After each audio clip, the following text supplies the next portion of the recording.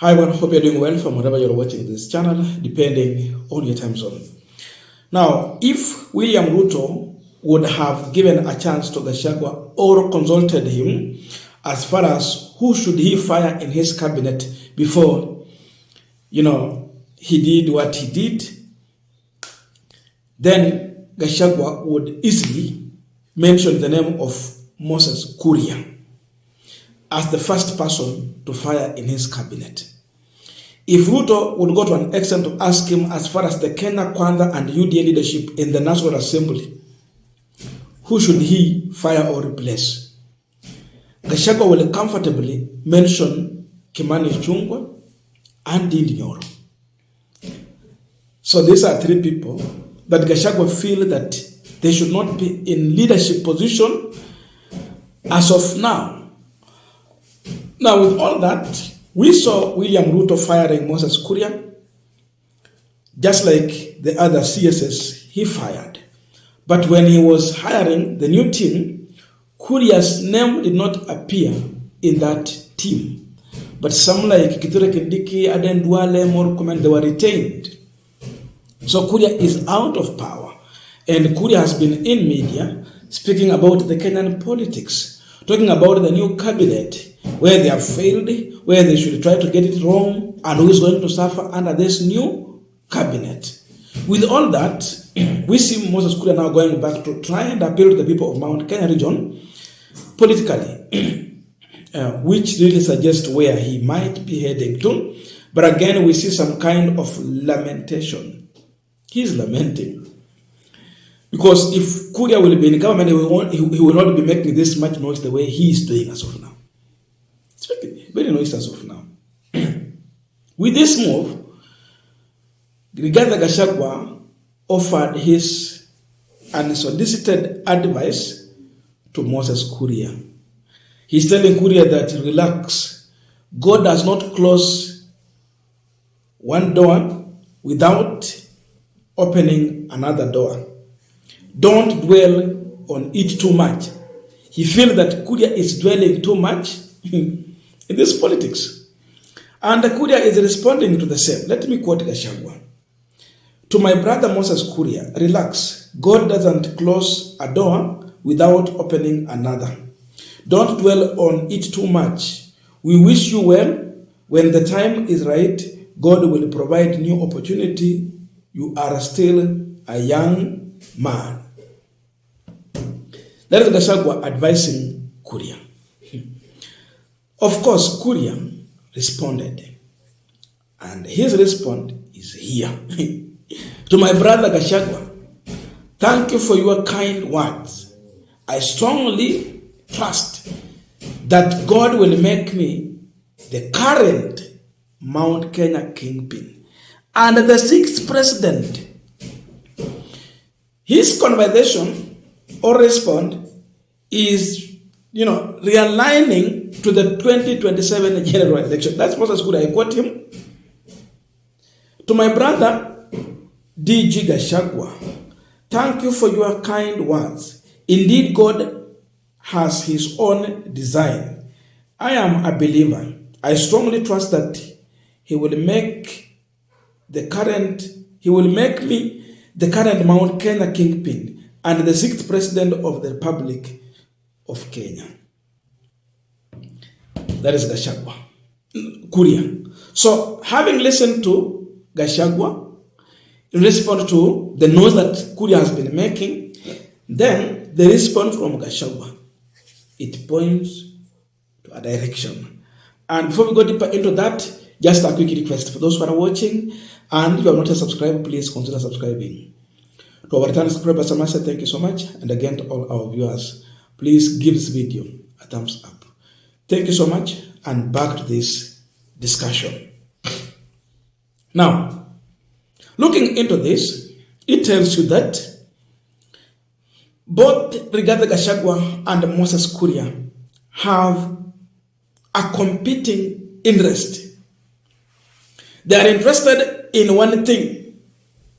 And because their interest is competing, they cannot work together. They can't realign. They can't agree. because Kuria thinks that he should become the Mount Kenya kingpin. Gachagwa believes that he is the de facto Mount Kenya kingpin.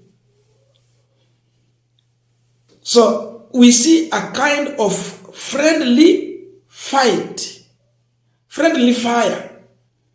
But this friendly fire does not mean that these are really friends. They are just using diplomatic language. But the fact is that Moses Kuria has declared his interest to vie for the presidency in 2027 and 2032.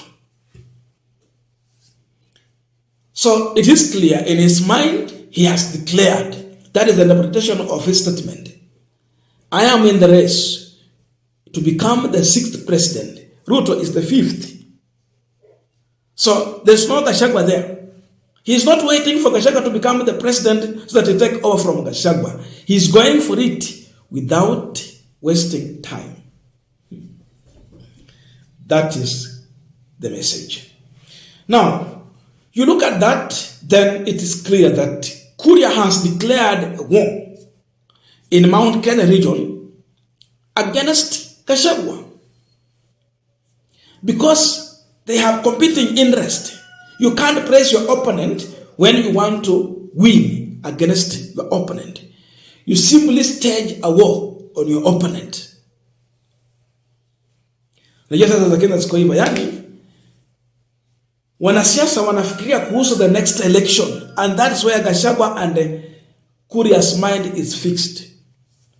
When leaders think about service delivery, politicians think about the next election. So there's nothing here like serving the interest of the people, but it can be all about serving their own personal interest. So you can see how the watu tuko nao kama viongozi kwa saizi. They think about when they should become leaders, when they should be in power, when they should capture power, but not when they should govern. So Kuria is going to be one of the competitors of Rigathi Gachagua in Mount Kenya. The first fight they are fighting for is the Mount Kenya kingpin.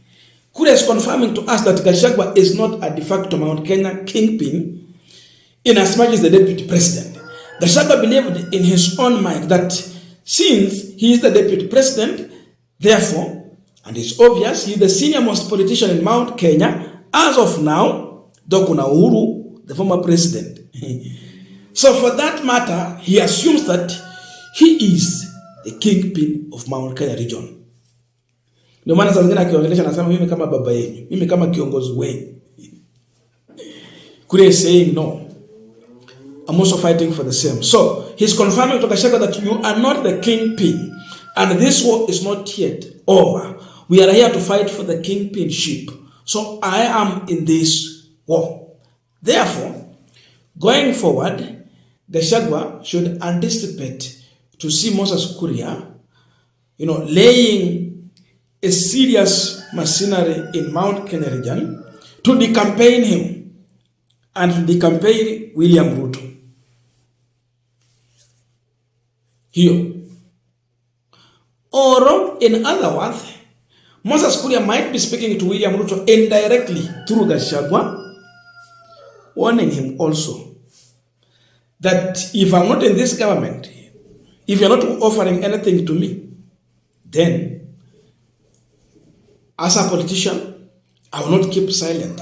I will go and launch my own machinery and campaign for myself. And that means decampaigning you. So it can be a message to William Ruto to warn him that tafuta kitu unipe ya kufanya. There's such kind of a warning. Tafuta kitu unipe ya kufanya. So with that, it's upon William Ruto to see that Kuria is here. Wamtafutia kitu ya kufanya, asiende mashinani to stage a protest against Ruto, against Gachagua, such that they keep him busy working. That can be another way. So above all, the reality is that Mount Kenya, right now, they are not comfortable with William Ruto leadership. So whoever will offer his leadership and appeal to the people, he can easily tilt the politics of Mount Kenya, easily. So it will not be William Ruto as the Mount Kenya candidate like what it was in the previous election. Because in 2022, William Ruto was a Mount Kenya region candidate. Stima zimeenda. But in this next election, he will not be. There will be another person. They will be focusing elsewhere. Kuria want to leverage from that. If he will succeed, I don't know, but time will tell. I don't know your views. Well, let us meet in the comment section to continue with this discussion. Thank you so much, and see you in our next video.